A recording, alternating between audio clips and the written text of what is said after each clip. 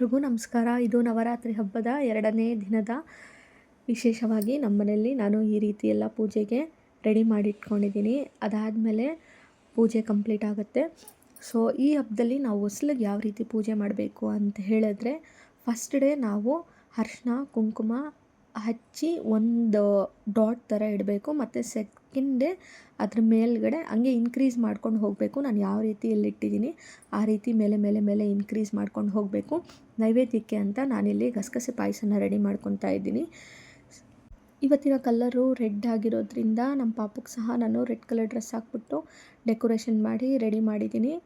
ಇವತ್ತು ನಾವು ಬ್ರಹ್ಮಚಾರಿಣಿ ದೇವಿನ ಆರಾಧಿಸ್ತೀವಿ. ನೀವು ಏನಾದರೂ ಕಲರ್ ಕೋಡ್ ಫಾಲೋ ಮಾಡ್ತಾಯಿದ್ರೆ ನನಗೆ ಕಮೆಂಟ್ ಮಾಡಿ ತಿಳಿಸಿ. ನಮ್ಮ ಪಾಪುಗೆ ನಾನು ಈ ರೀತಿ ಡೆಕೋರೇಷನ್ ಮಾಡಿದ್ದೀನಿ. ಆ ದೇವಿ ನಿಮಗೆ ಆಯುರಾರೋಗ್ಯ ಐಶ್ವರ್ಯ ಕೊಟ್ಟು ಕಾಪಾಡಲಿ ಅಂತ ಹೇಳ್ಬಿಟ್ಟು ಕೇಳ್ಕೊತೀನಿ. ಸೊ ವಿಡಿಯೋ ಇಷ್ಟ ಆದರೆ ಖಂಡಿತವಾಗ್ಲೂ ಒಂದು ಲೈಕ್ ಮಾಡಿ. ಸೊ ನೆಕ್ಸ್ಟ್ ವಿಡಿಯೋದಲ್ಲಿ ಸಿಗ್ತೀನಿ. Until then take care, bye, lots of love.